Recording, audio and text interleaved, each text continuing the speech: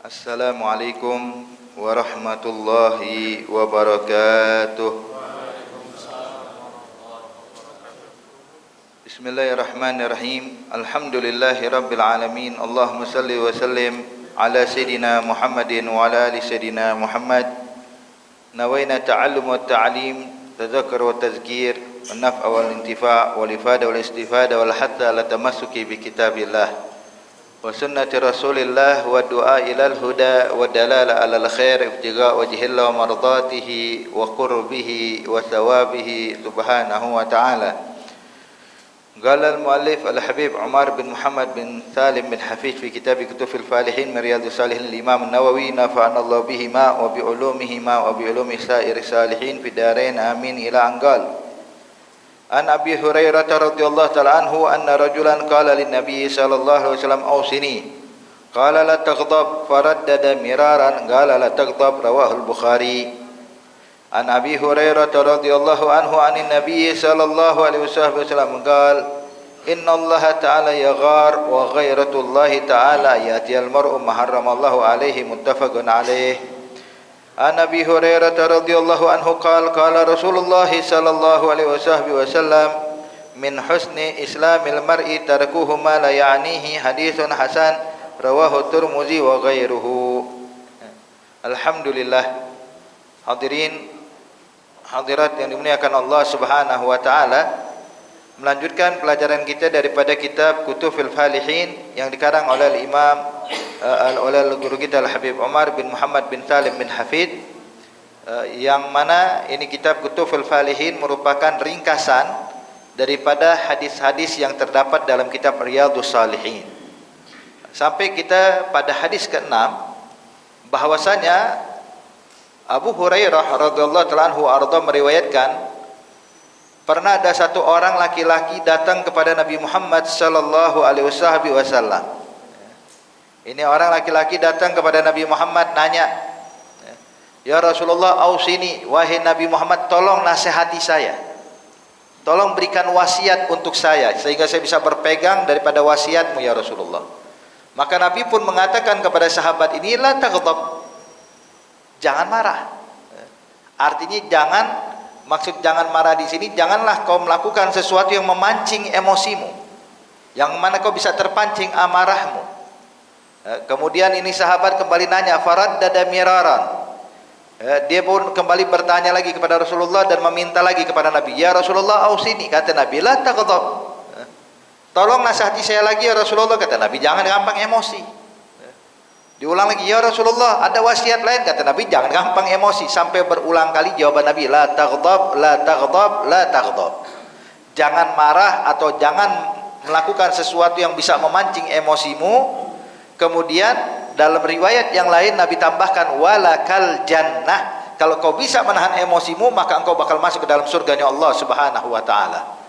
Nah, makanya hadirin, kita dijelaskan di dalam Islam ini, marah itu bukan berarti dilarang hadirin. Terkadang Nabi pun marah. Nabi pun marah, cuman marahnya bukan karena pribadi, bukan karena urusan harta, bukan karena urusan dunia. Tapi marahnya Rasulullah kalau seandainya umatnya meninggalkan apa yang diwajibkan Allah, kalau seandainya umatnya melakukan hal yang diharamkan Allah, maka di situ Nabi akan marah. Jadi marahnya Nabi Muhammad karena Allah, bukan karena pribadi, bukan karena dunia, bukan karena hartanya, bukan karena yang lainnya, tapi murni karena Allah. Itu siapapun hadirin yang mana melakukan sesuatu yang diharamkan Allah, maka Nabi marah. Nabi nggak peduli Pak, mau dia orang lain atau bahkan dari keluarganya. Dan sahabat tuh melihat marahnya Nabi beda dengan kita. Marahnya kita mungkin dengan ngangkat suara, mungkin dengan berteriak, mungkin marahnya kita ini dengan melakukan sesuatu yang buruk, banting-banting barang contohnya, atau memukul atau melakukan mencaci maki, itu marahnya kita. Marahnya Rasulullah enggak kayak begitu hadirin. Itu sahabat ketika Nabi marah tahu ini Nabi sedang marah. Artinya marahnya Nabi bukan dengan ucapan yang kasar, bukan dengan cacian makian, bukan dengan perbuatan yang buruk, Tapi sahabat mengetahui kalau Nabi lagi marah, kalau nampak di kening Rasulullah ada urat yang muncul, hadirin. Ya, seperti urat kayak muncul begitu tuh, maka mereka sahabat mengetahui kalau ini Nabi lagi marah. Jadi memahami Nabi sedang marah bukan dari ucapan. Kalau kita kan tahu ini orang lagi marah, kenapa ya? Wah, ngomel-ngomel. Ya, berarti ngomel tanda kalau dia lagi marah. Kalau udah ngomel biasanya mulai nyaci maki. Kalau dia nyaci maki urusan jadi gosipin orang, itu tuh kita. Jadi marahnya kita tuh dilakukan dengan maksiat. Tapi marahnya Rasulullah selamat dari maksiat, Pak. Makanya pernah itu ketika ada satu Siti Aisyah, istri Rasulullah sallallahu alaihi wasallam, ini hadis diriwayatkan oleh Siti Aisyah. Jadi pernah sekali waktu datang ke rumah Nabi Muhammad ada satu orang perempuan yang memang postur tubuhnya ini nggak tinggi, postur tubuhnya agak pendek. Kemudian ketika tamu ini pulang, nggak lama Nabi masuk. Begitu Nabi masuk ke dalam rumah, lihat kayak orang habis ngejamu, kayak bekas ada tamu tadi. Maka Nabi bertanya kepada Siti Aisyah, ya Aisyah, tadi ada tamu? Dia bilang, iya Rasulullah. Kata Nabi, siapa ya Aisyah? Siapa tamunya kita? Maka Nabi Siti Aisyah mengatakan, oh fulanah ya Rasulullah yang badannya, ngasih isyarat kalau badannya nggak tinggi. Fulanah yang badannya segini ya Rasulullah, nunjukin pendek badannya. Maka Nabi dengar kayak gitu, Pak, marah. Marahnya Rasulullah bukan bilang ngamuk-ngamuk pada Siti Aisyah, tapi marahnya Nabi lihat nasihat buat Siti Aisyah. Dia bilang, ya Aisyah, terus terang nih ucapan yang barusan kau sampaikan, kalau ditaruh di dalam lautan dunia, itu satu lautan sedunia itu bakal rusak gara-gara ucapanmu ini. Jangan ucapkan kalimat seperti ini. Jangan merendahkan siapapun. Coba lihat, hanya marahnya Rasulullah, Pak. Ada cacian? Enggak ada. Ada makian? Enggak ada. Mukul? Apalagi, hadirin. Hanya marahnya Rasulullah. Marahnya nasihat. Marahnya mengingatkan orang untuk kembali kepada Allah Subhanahu wa taala. Hakada. Jadi inilah, hadirin, yang dinamakan marahnya karena Allah. Kalau kita bilang marah karena Allah cuma nyaci maki orang, nggak tahu ini karena Allah beneran apa enggak. Saya marah karena Allah, memang tuh orang kurang ajar, orang astagfirullah. Jadi kalau benar-benar marah karena Allah, contoh marahnya Nabi Muhammad. Nabi Muhammad kalau marah nggak nyaci maki orang, wala menghina orang, wala merendahkan siapapun, bahkan merendahkan pelaku maksiat enggak, hadirin. Itu pernah ada satu orang sahabat. Kan memang orang-orang Arab itu, Pak, Bu, dulunya itu mereka tuh sama minuman keras itu biasa. Sebelum datang diharamkan khamar, mereka tuh mabuk tiap hari. Mereka tuh tiap hari minum khamar. Tiap hari, tiap saat, menganggap itu suatu hal yang biasa di mata mereka. Di masa-masa awal, hadirin, masa jahiliyah. Masih ke bawah masa jahiliyah ini. Sampai Allah pun menurunkan wahyu tentang pelarangan khamar ini nggak langsung sekaligus, Pak, tapi berangsur. Jadi karena untuk meninggalkan tabiat secara langsung ini berat, maka Allah pun memberikan larangannya itu juga berangsur. Allah nyatakan jangan kalian minum khamar pada saat kalian ingin sholat. Sebab ada satu orang sholat, Pak, lagi dalam keadaan mabuk nih. Ini sebelum ada turun ayat, sebelum turun wahyu larangan minum khamar. Dia baca ayat surah Al-Kafirun nggak kelar-kelar, mabuk. Orang mabuk suruh baca Quran, coba bayangin gimana. Allah jalla ta'budun, wah segala macam diulang-ulang. Hakada, akhirnya turun wahyu larangan untuk mabuk ketika mendekati waktu sholat. Akhirnya orang-orang itu, orang-orang Arab, mereka minum khamar kapan? Habis sholat Isya. Habis sholat Isya, panjang waktunya nih, mabuknya habis sholat Isya, ama habis sholat subuh. Udah, sebab kalau habis zuhur nggak minum khamar lagi. Kalau tadinya bebas, mau minum siang, mau minum sore, malam bebas, udah. Tapi begitu datang larangan, jangan minum khamar dekat waktu sholat, akhirnya mereka pilih waktu habis sholat Isya atau habis sholat subuh. Kemudian turun wahyu lagi, ketika mereka udah mulai ngerem, kapan minum khamar, maka mulai itu anjuran untuk meninggalkan khamar. Cuman anjuran, belum larangan. Ini khamar nggak baik, khamar begini segala macam. Mulai sahabat yang udah mulai bisa nahan, mulai ninggalin khamar. Tapi masih ada ya yang masih minum khamar. Sampai turun wahyu larangan keras tentang minum khamar. Begitu datang turun wahyu Pak, larangan untuk minum khamar, ya, maka itu kota Madinah hampir banjir dengan khamar. Itu setiap rumah buang khamarnya, satu tong, 2 tong, hadirin.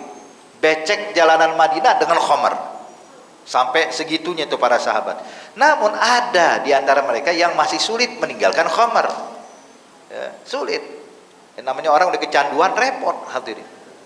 Jadi ada satu sahabat ini, dia udah berusaha nahan gak kuat minum khamar. Ketika dia minum khamar, dilaporkan pada Rasulullah, kata Nabi, ya oleh idribu, ya, kalau gitu udah tegakkan hukumnya pecut, ya, pecut sebanyak 40 kali pecutan, itu hadnya, hukumannya. Maka dipecut. Tujuan untuk dipecut ini biar nih orang tobat, kapok, ya. Ketika dia udah dipecut sebanyak 40 kali pecutan, ya, dia tobat segala macam, nggak berapa lama mabuk lagi, hadirin, masuk lagi ke lubang yang sama, minum lagi dia. Dapat laporan lagi Nabi, kata Nabi, tribu, pukul lagi. Dipecut lagi sahabat ini. Akhirnya dia tobat, nggak mau ini lagi. Setelah beberapa waktu, subhanallah, masuk lagi ke lubang yang sama, minum khamar lagi, sampai 3 kali ini. Akhirnya ada satu sahabat, ya, ketika melihat dia dihukum sambil mencaci maki, semoga Allah melaknat dirimu, dikasih hukuman berulang kali gak tobat-tobat, ya, dicaci maki sama sahabat. Maka saat itu Rasulullah pun marah, ya. Kata Nabi, la tal'anuh, jangan kalian melaknat sahabat kalian, la takun auna lisyaitan ala akhi, ya. Kata Nabi, jangan kalian membantu syaitan untuk menjerumuskan saudaramu.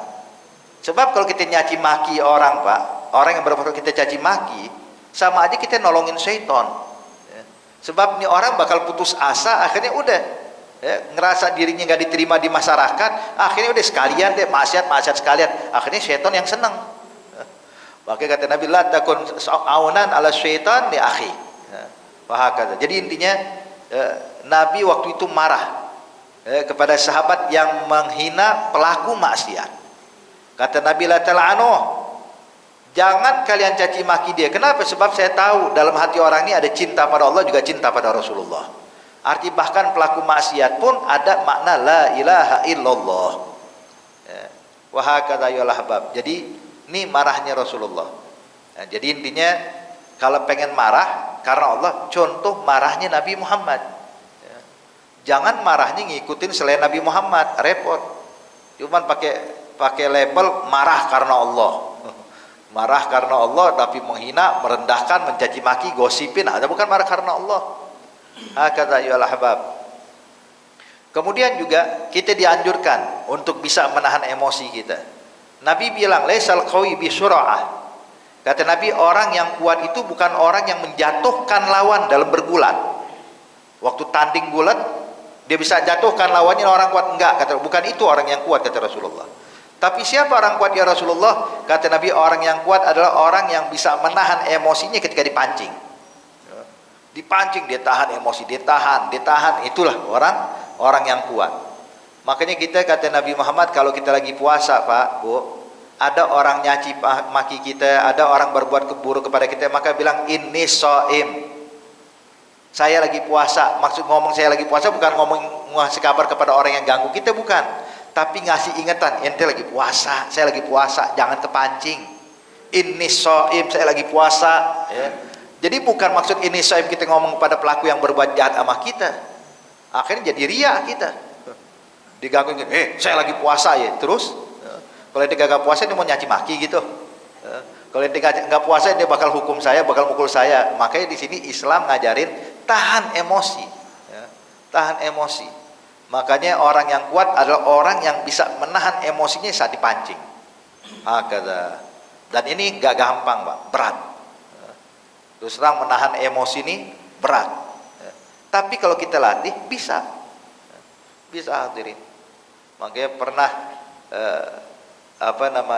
sahabat-sahabat Rasulullah itu terdidik kayak begini, bisa menahan emosinya. Itu pernah Sayyidina Ali bin Abi Thalib karamallahu wajhah, ya, dia punya budak di rumah, ya. Waktu itu Sayyidina Ali bin Abi Thalib lagi butuh pekerjaan, butuh bantuan dari seorang budaknya ini. Nggak bisa dikerjakan sendiri, mesti ada yang bantuin. Maka Sayyidina Ali panggil budaknya, ya fulan, nggak ada jawaban, hadirin. Sampai Sayyidina Ali bingung, waduh kemana ini budak saya? Dipanggil, ya fulan, gak dijawaban. Sampai Sayyidina Ali putusin nyari deh, saya cari ini budak kemana nih. Pas buka pintu, ini budak lagi tiduran depan pintu, lagi santai hadirin, lagi berbaring. Dia bilang, loh ente ada di sini? Bilang, iya tuan, dari tadi saya ada di sini. Oh, tadi saya manggil ente gak denger? Dengar.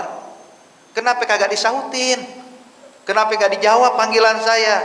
Kata budak ini mengatakan, qal ya amiral mu'minin, amintu uqubatak fataraktu ijabatak. Bilang, aneh yakin ente ini orangnya yang gak gampang emosian, ente orangnya gak gampang marah. Ya udah deh, saya merasa aman dari hukumanmu, maka saya lagi malas jawabin panggilanmu. Kenapa? Saya lagi capek, mau istirahat dulu. Tuh lihat, mungkin kita bakal ngamuk-ngamuk pak. Ini ibaratnya bawahan kerja sama kita, atau bisa ngomong kayak begitu, mungkin kita bakal marah. Coba kalau bapak punya perusahaan, punya bawahan ditugasin, atau ayo kerja jam 8 sampai sore, kerjaan kalian begini-begini. Ini karyawan datangnya jam 12 siang santai kayak nggak punya salah. Kita tanya, kenapa jam 12 yang baru datang? Ini udah terlambat. Dia bilang, ya Tuhan, saya lagi capek mau istirahat dulu, jadi ada waktu kosong ya baru deh saya datang kemari. Mungkin kita bakal emosi pak, tapi lihat, ini budak mengatakan, amin tu uqubatak fataraktu ijabatak. Sebab saya merasa aman dari murkamu ya Ali, jadi saya nggak mau memenuhi panggilan ini. Kenapa? Saya lagi mau istirahat. Jadi Ali dengar kayak gitu, bener pak, kagak marah, dia senyum sambil mengatakan, kalau gitu yaudah deh, ente ada merdekain udah. Hur liwajhillah. So lihat, nggak ada emosi. Itu pernah Sayyidina Ali bin Abi Thalib waktu jihad, waktu berduel hadirin, ketika melawan satu orang Yahudi, maka subhanallah Sayyidina Ali memukul pedang kepada Yahudi ini hingga ini orang Yahudi itu terjatuh, ya. Maka saat itu Sayyidina Ali tinggal menghabisi aja pak, untuk menghabisi ini orang Yahudi ini. Tahu-tahu ini orang Yahudi meludah ke wajah Sayyidina Ali. Ketika diludahin muka Sayyidina Ali bin Abi Thalib merah wajahnya, marrat wajhah, merah wajah Sayyidina Ali karena marah, emosi. Kita siapa sih yang nggak marah kalau diludahin muka kita pak? Jangankan sama orang kafir harbi ya, kita kalau ada orang Islam tahu depan kita ngeludah muka kita, gimana rasanya? Ngamuk kita, bilang astagfirullah. Jadi gimana dengan orang yang memang dihalalkan darahnya? Waktu diludahi muka Sayyidina Ali merah wajahnya, begitu merah muka Sayyidina Ali terpancing emosinya, itu pedang nggak jadi ditusukkan kepada musuh, yang ada itu pedang disarungin sama Sayyidina Ali, ditinggal nih orang Yahudi. Malah ditinggal, sampai orang ini berkata, ya Ali, sampai nih Yahudi bingung, ya Ali, lima la taqtulni, Ali kenapa gak jadi bunuh saya? Kata Sayyidina Ali, tadinya saya ingin membunuhmu karena Allah, tapi begitu kau ludahi wajah saya, timbul emosiku, timbul amarahku, dan ambil kabar, Ali bin Abi Thalib gak bakal melukai siapapun karena emosi dan karena amarah. Jadi ini anda tinggalin udah. Tuh, kalau kita digituin makin jadi ya. Tapi lihat Amiril Mukminin. Dan ini memang jujur pak, nggak gampang. Nahan emosi itu berat. Orang udah berusaha, cuman ada waktu kepancing juga ya. Oke, pernah ada satu orang saleh hadirin, dia pernah ketika keluar dari masjid, habis ngajar di masjid nih, keluar sama murid-muridnya, ada satu orang nyaci maki dia depan masjid. Dia bilang, ente orang nggak benar, ente orang begini, cacian, makian, tuduhan yang semuanya itu salah. Cuman ini orang punya niat memang mempermalukan ini syekh, ini orang alim tadi ini. Maka orang alim tersebut waktu dicaci maki, dia nundukin kepala, nggak berani mandang wajah orang yang nyaci maki. Bukan karena takut, bukan, takut kepancing emosinya. Dia nunduk aja, dicaci maki depan murid-muridnya nih. Sampai ada satu murid pengen belain gurunya, dipegang tangan murid ini, dia bilang, ente jangan ikut campur, ini urusan saya dengan dia. Jadi yang lain cukup diam. Ini orang dinyaci maki udah puas, jalan. Maka ini syekh bilang, ketika itu orang di jalan, ini syekh pun pulang ke rumah dari masjid itu jalan kaki, gak ngomong sepatah kata pun, mukanya cuma nunduk aja jalan. Pas masuk pintu rumah, dia bilang, alhamdulillah. Kenapa? Itu orang yang nyaci maki saya tadi udah bisa saya maafkan. Perjalanan dari masjid menuju rumah. Itu orang udah bisa ane maafin. Habis gitu dia nangis. Anaknya nanya, abah kenapa nangis? Bahkan abah dia maafin. Kata abahnya, iya ane nangis kenapa? Sebab hati saya masih kotor, mau maafin aja butuh jalan dulu ke rumah. Kenapa nggak bisa maafin dari awal? So, kalau kita kadang-kadang ada orang nyaci maki kita Pak, boro-boro nyampe rumah pun diingat-ingat tuh kesalahan orang itu ya. Mau tidur kita nyaci maki dulu, ya. Cerita sama istri kita mulai mencak-mencak nyaci maki orang tersebut, marah, emosi gak kelar-kelar, bahkan berhari-hari gak hilang-hilang emosi kita. Ya, maka ini kalau pengen dapat surganya Allah, ini bisa tahan emosi hadirin. Itu contoh hadirin. Satu lagi Ali Zainal Abidin bin Husain bin Ali bin Abi Thalib. Beliau ini ahli ibadah. Sekali waktu Pak, lagi sholat di masjid, lagi sendiri, dia etikaf di masjid, ya, di waktu duha begitu, masjid kosong, dia sendiri Ali Zainal Abidin lagi duduk, lagi etikaf, lagi sholat, lagi sujud. Gak lama datanglah satu orang dari luar masjid, masuk ke dalam masjid, sholat duha. Habis sholat dibawa, kebetulan bawa selepas salam nih orang ini nengok kanan kiri, dia periksa ada barang yang hilang, duitnya hilang sebanyak 500 dirham. Yang dilihat dalam masjid siapa? Ali Zainal Abidin. Dia bilang, oh ini dia malingnya nih, saya lagi sholat, dia ternyata ngambil duit saya. Sebab nggak ada orang lain yang bisa dituduh, cuma Ali Zainal Abidin doang dalam masjid. Didatengin, dia bilang, ya Ali, ya, kembalikan uang saya. Ali Zainal Abidin bingung, uang apaan? Dia bilang, ente jangan berbohong, kau mencuri uang saya. Kata Ali Zainal Abidin, enggak, saya dari tadi di masjid. Dia bilang, enggak, sebab di masjid ini nggak ada orang kecuali cuma ane dengan ente doang. Berarti yang nyolong ente. Emang ente pura-pura jadi ahli ibadah, pura-pura iktikaf di masjid, nggak tahu kerjaannya maling. Ketika Ali Zainal Abidin ngerasa udah kayak ini nggak bisa nih, kalau saya mau bela diri percuma, sebabnya orang udah nuduhnya, udah nggak bisa ditarik lagi ucapannya. Kata Ali Zainal Abidin, gini deh, memang uangmu berapa? Dia bilang, uang saya 500 dirham. Kata Ali Zainal Abidin, oh kalau begitu duit ente ada di rumah. Tuh kan ngaku katanya sekarang, ayo sekarang ambil duitmu. Padahal kalau secara logika mindahin uang dari masjid ke rumah dalam sesaat itu gimana ceritanya? Cuma Ali Zainal Abidin udah pengen menenangkan orang ini. Pulang. Ini sepanjang jalan Pak, dari masjid menuju rumah Ali Zainal Abidin, ini orang tuh sok nasihatin Ali Zainal Abidin. Makanya jangan suka mencuri itu haram, untung gak ada adukan ke hakim, kalau nggak dipotong tangan ente ya Ali. Jangan sok-sokan kesannya kayak ahli ibadah, ternyata ente pencuri, ngambil duit orang, duit haram. Walhasil cacian, makian, tuduhan macam-macam sepanjang jalan. Ali Zainal Abidin dia nggak ngejawab sedikit pun hadirin. Pas sampai ke rumah, masuk Ali Zainal Abidin ngambil duit 500 dirham, dikasih, nih uangmu. Dia bilang, dihitung pas 500 dirham. Terus pakai pesan lagi, lain kali jangan maling lagi ya. Kata Ali Zainal Abidin, dol marhaba, katanya, terima kasih banyak nasihatnya. Pulang ini orang Bu Pak, begitu pulang kaget, ternyata apa? Ternyata waktu ke masjid duitnya ketinggalan di rumah. Berarti kan dia nuduh orang di sembarangan, duit ternyata nggak dibawa ke masjid. Bilang, astagfirullah, ani nuduh Ali Zainal Abidin orang baik, ani tuduh macem-macem. Balik lagi ke rumah Ali Zainal Abidin, bawa duit yang tadi tuh. Ya Ali, gelebek, duit anda balikin, kenapa? Maaf, tadi saya nggak bawa duit ternyata ada di rumah. Kata Ali Zainal Abidin, nggak apa-apa, itu duit halal buat ente, hadiah. So lihat, orang yang nuduh malah dikasih duit. Ya Allah, ini orang-orang yang udah terlatih hadirin. Maka kelas orang kayak gini pantas masuk surga, la taghdab walakal jannah. Makanya tabiat manusia memang ada marah hadirin. Tabiat marah itu tabiat Pak. Buktinya apa? Anak-anak kecil hadirin hadirat yang dimuliakan Allah. Yang mana Nabi nyatakan kullu mauludin yuladu alal fitrah, anak itu dilahirkan dalam keadaan fitrah bersih. Tapi secara tabiat anak-anak ada emosi. Dia kadang-kadang berantem sama temennya, kadang berebutan mainan, kadang nangisin yang satu anak ini, kadang begini, kadang mukul temennya. Walaupun hebatnya anak kecil, walaupun emosi pelampiasan dilampiaskan hadirin, tapi nggak ada nyimpen dendam, maka itulah fitrah. Anak kecil nih marah sama temennya, Saya nggak mau main lagi sama dia. Setengah jam main lagi, Pak. Lupa dengan masalah dia yang sebelumnya. Ya. Bisa bergaul, seakan-akan nggak punya salah tuh orang, nggak punya salah itu temannya.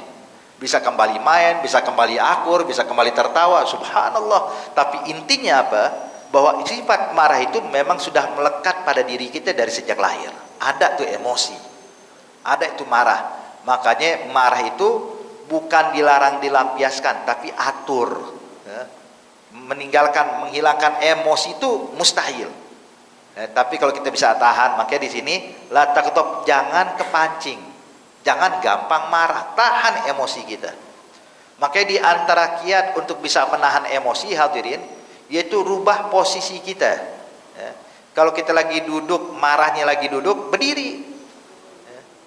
Atau berbaring. Kalau kita lagi berdiri terus emosi, duduk, ya. Duduk. Oke, kita ngerubah posisi itu, Pak, itu bisa meredakan emosi. Subhanallah. Bahkan dalam riwayat hadis yang lainnya kata Nabi Muhammad, kalau engkau sedang kepancing emosi, meluap-luap emosimu, maka pergilah berwudu, kata Rasulullah. Kenapa? Sebab emosi itu datangnya dari syaitan, dan syaitan itu terbuat dari api, dan yang bisa memadamkan api adalah air. Pergi berwudu. Kalau habis wudu masih belum hilang juga emosi, beb, wah masih kebayang, sholat 2 rakaat, sholat taubat kita, penyesalan kenapa ada emosi marah kayak begini. Kalau habis sholat masih marah juga, ya doa taubat sama Allah, takut kita sama Allah, ya Allah minta maaf saya nggak bisa nahan emosi saya. Bukan kita doain yang buruk orang yang berbuat salah buat kita, tapi kita yang mau berubah. Hakadha hadirin. Ya. Oke, ini poin penting. Ya. Artinya Islam bukan melarang marah, tapi Islam mengajar kita untuk mengatur emosi dan marahnya kita. Jangan dalam urusan dunia kita ribut, urusan harta kita berantem, jangan. Kadang-kadang kita memperebutkan perkara yang sepele, hadirin. Beb, tapi ini miliaran rupiah. Ya miliaran rupiah dengan kehidupan kita di sorga, apa sih arti miliaran, hadirin? Di dunia cuma sebentar doang. Ya, kita ributin miliaran rupiah, triliunan rupiah, hadirin, tapi mau tahan berapa lama kita? Ya, 10 tahun, 20 tahun, habisnya dipanggil sama Allah. Kalau dia meninggal, wala speser kita bawa. Ya, jangankan 1 miliar kita bawa, 1,5 miliar, jangan 100.000 pun enggak, bahkan 1 rupiah pun enggak. Bahkan harta yang melekat pada tubuh kita, hadirin, waktu kita meninggal wajib dilepaskan semuanya. Kenapa? Harta waris, bukan punya dia lagi. Padahal yang nyari duit siapa? Ini dia nih masa hidupnya. Ini rumah kebeli dengan hasil jerih payah dia. Kendaraan dia beli dari hasil jerih payah dia. Tabungan di bank dari hasil jerih payah dan kerjaan dia. Tapi begitu meninggal ada yang dibawa? Enggak. Semua yang jerih payah dia itu dipindahkan buat ahli waris. Ente nggak berhak lagi. Ente cuma bawa kain kafan 3 helai. Bas, udah. Nggak lebih dari itu. 3 helai kain kafan. Terus kendaraannya apa? Kendaraannya mobil mewah dia? Enggak, kurung batang. Keranda, tuh kendaraan dia. Ya Allah. Rumah dia gimana yang mewah? Enggak, rumah itu 2 kali 1 meter, tiang lahat. Atapnya apa? Atapnya tanah, ditutup pakai papan dulu. Udah, nggak ada nih hiasan-hiasan gini. Listrik, lampu kagak ada. Itu dia tuh hakikatnya kehidupan kita, hadirin. Kadang-kadang kita tertipu memperebutkan harta yang berlimpah ini dan itu, padahal ujung-ujungnya kita cuma ini nih. Makanya kalau kita lewat kuburan, Pak, pemakaman umum, kalau kita lihat tuh orang-orang yang dikuburkan di pemakaman umum, siapa sih mereka? Dulunya orang kaya, ada orang kaya, ada miliarder, ada miliarder, ada orang punya harta, ada yang punya rumah, ada yang punya kendaraan, ada yang punya kontrakan berapa pintu, ada yang punya emas dan perak, ada punya harta berlimpah. Tapi lihat, di mana waktu dia meninggal? Kemana semua hartanya? Nggak ada, nggak ada yang dibawa sama sekali, hadirin. Makanya jangan kita ini kalau urusan dunia tuh wah langsung meluap-luap, tapi urusan akhirat mah tenang. Kalau anaknya ngambil duit dia 1 juta nggak pakai ngomong, ngamuknya bukan main. Tapi anaknya ninggalin sholat, biasa aja dia. Nah udah sholat zuhur, wah lupa bah, aduh jangan ditinggalin lagi ya, cuman gitu doang. Tapi giliran anaknya ngambil duit 1 juta, dia ngambil duit 1 juta rupiah tanpa izin, dia bilang iya bah, itu ngamuknya seminggu nggak kelar, Pak. Seminggu nggak kelar, sebulan nggak kelar, marah, di anaknya didiemin, ya, diboikot anaknya. Kenapa? Gara-gara nyolong duit bapaknya. Tapi giliran anaknya ninggalin sholat, pernah melakukan ini? Enggak, berarti masalah kita. Berarti marahnya kita masih urusan dunia terus. Kapan marah kita untuk urusan akhirat? Hakadha ya ahbab. Baik, jadi intinya nih, al-ghadab, marah adalah sesuatu yang memang udah tabiat, tinggal kita dilatih dalam Islam. Gimana bisa menahan emosi kita? Kemudian hadirin, hadis berikutnya bahwasanya Rasulullah sallallahu alaihi wasallam bersabda, "Innallaha ta'ala yaghar wa ghairatullahi ta'ala ya'ti al-mar'u ma haramallahu alaihin." Nabi menyatakan sesungguhnya Allah itu punya sifat cemburu. Cuman cemburunya kita sama cemburu Allah beda. Kalau cemburu kita, kalau orang terdekat kita, pasangan kita didekati sama orang itu cemburu. Cemburu, dan cemburu itu tanda cinta, Pak. Kalau orang punya sifat cemburu berarti cinta, peduli. Berarti dia peduli ini.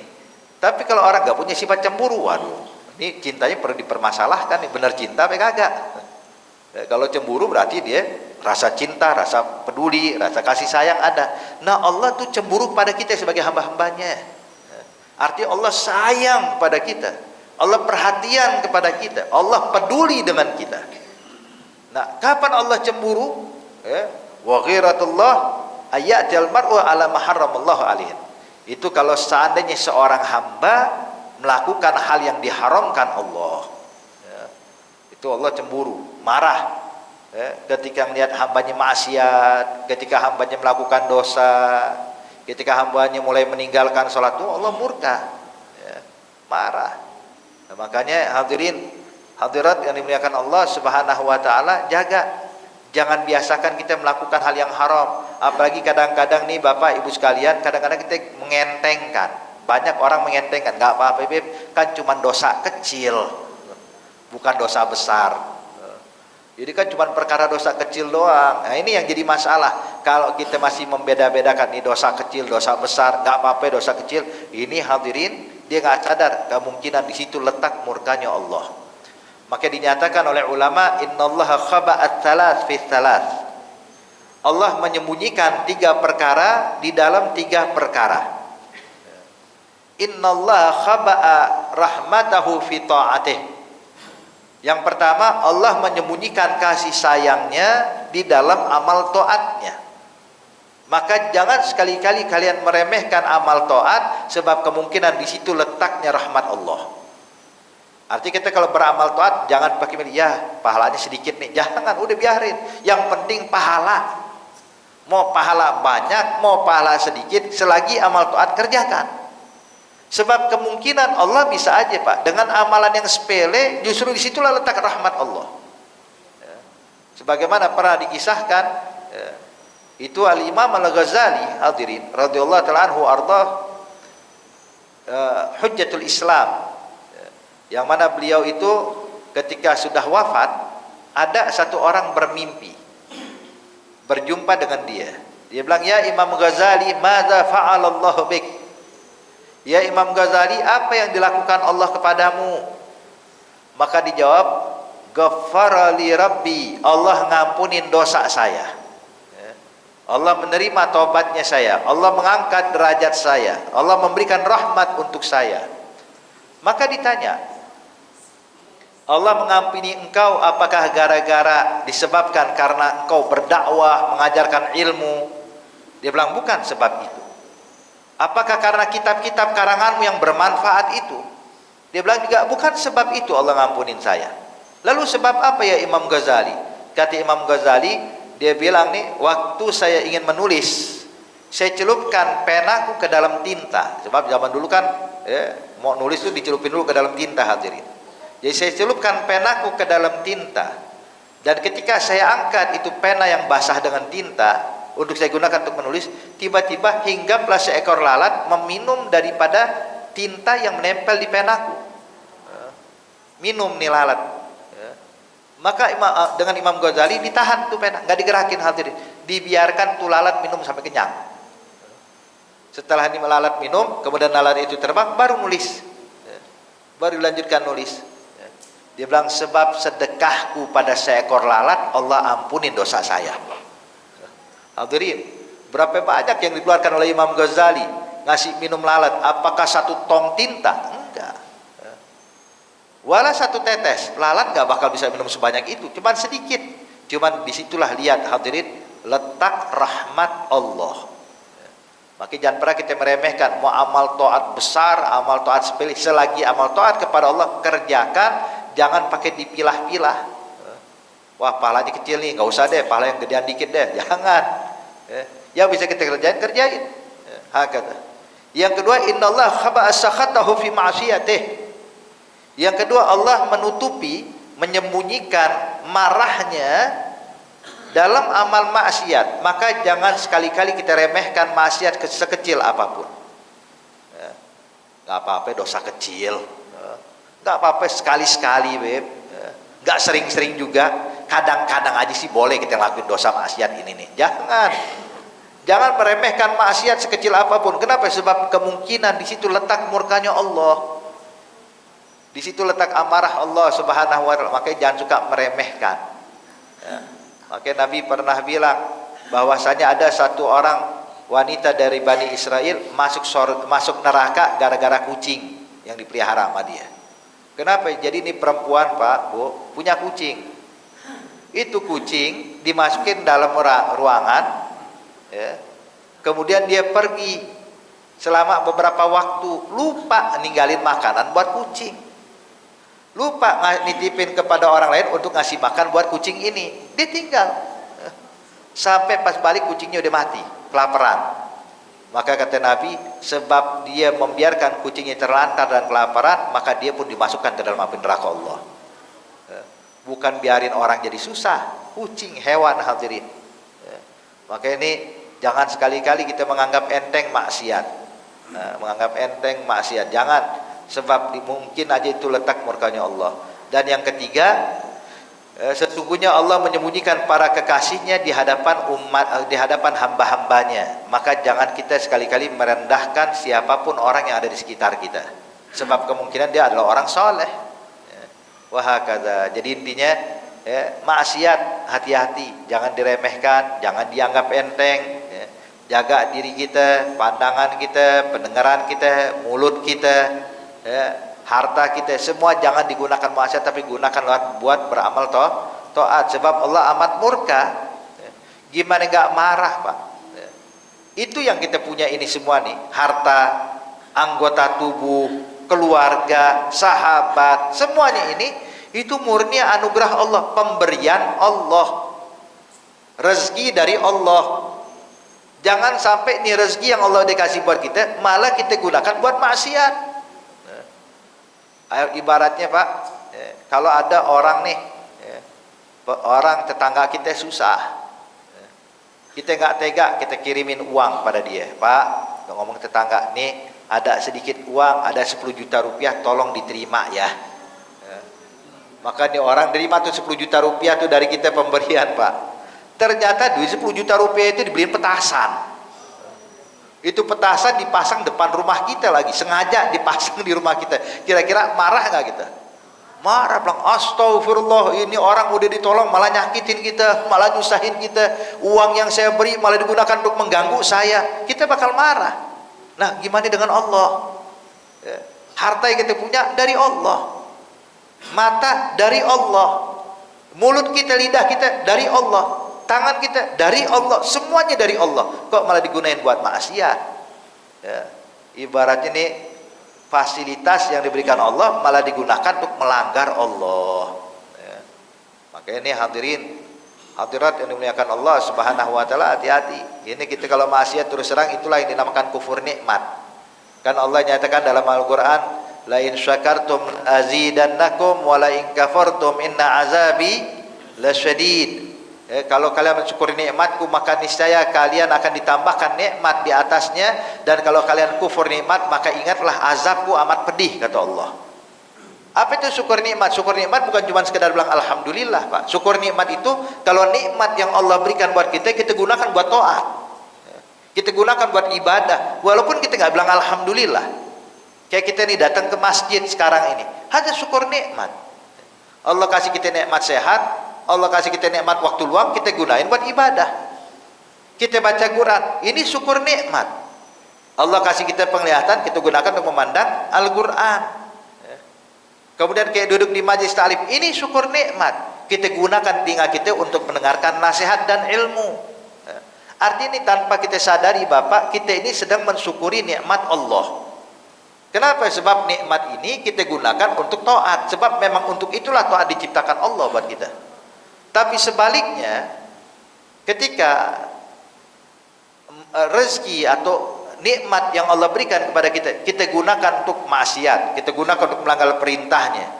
Uang yang kita punya digunakan buat main judi, uang yang kita punya digunakan buat beli minuman keras. Mata yang diberikan Allah digunakan untuk memandang yang haram. Lisan yang diberikan oleh Allah malah digunakan buat maksiat kepada Allah. Ya pantas Allah marah.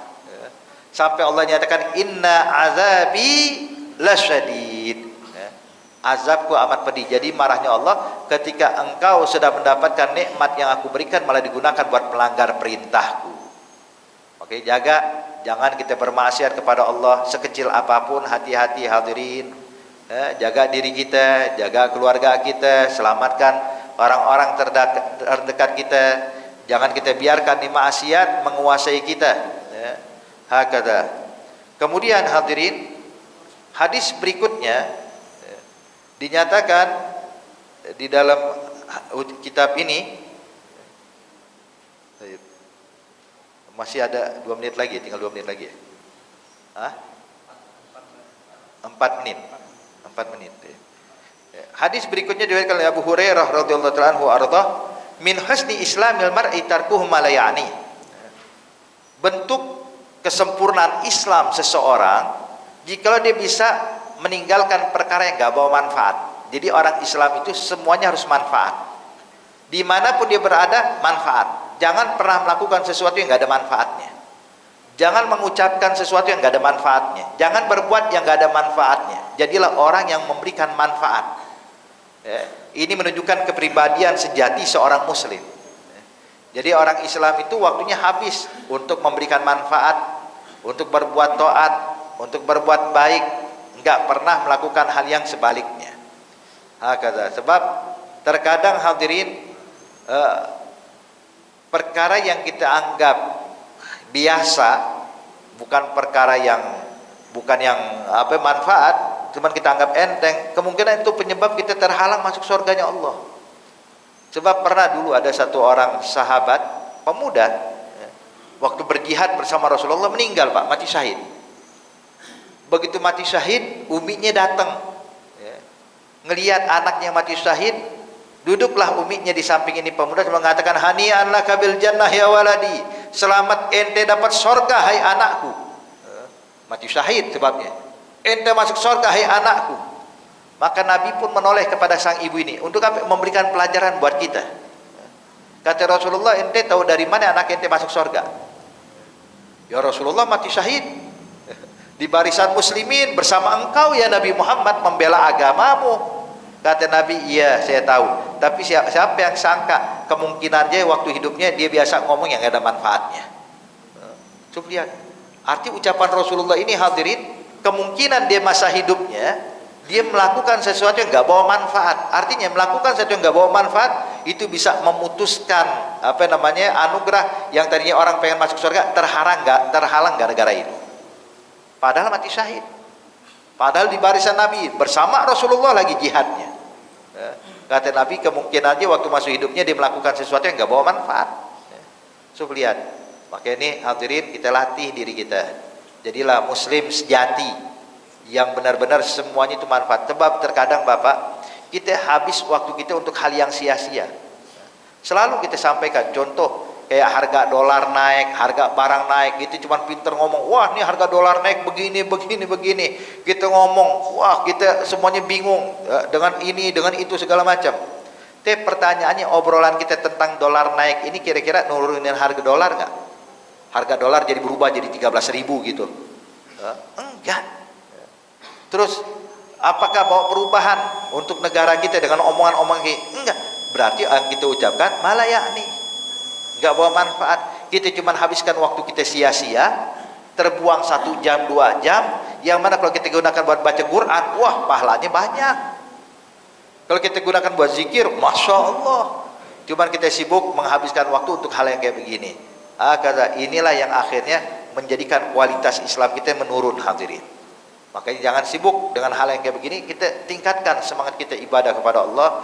Berusahalah menjadi orang yang memberikan manfaat. Jangan sia-siakan waktu kita. Insya Allah Allah berikan taufik hidayah buat kita semuanya, hingga kita bisa menjadi orang-orang yang sempurna dalam menjalankan agama Islam ini. Amin ya rabbal alamin. Mungkin sampai sini dulu hadirin. Al-Fatihah bil qabul wa tamam fulusul ma'mul yaghfir walidina walidikum amwatina amwatikum amwatil muslimina ajma'in ala hadhihi niyya kullu niyatin salihah wa ila hadratin nabi Muhammadin sallallahu alaihi wasallam. Al-Fatihah.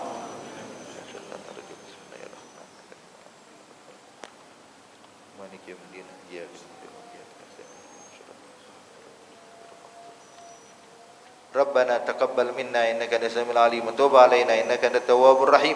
Dawam fiha subhanakallahumma wa tahiyyatuhum fiha salam wa akhiru da'wahum alhamdulillahi rabbil alamin. Wassalamu alaikum warahmatullahi wabarakatuh.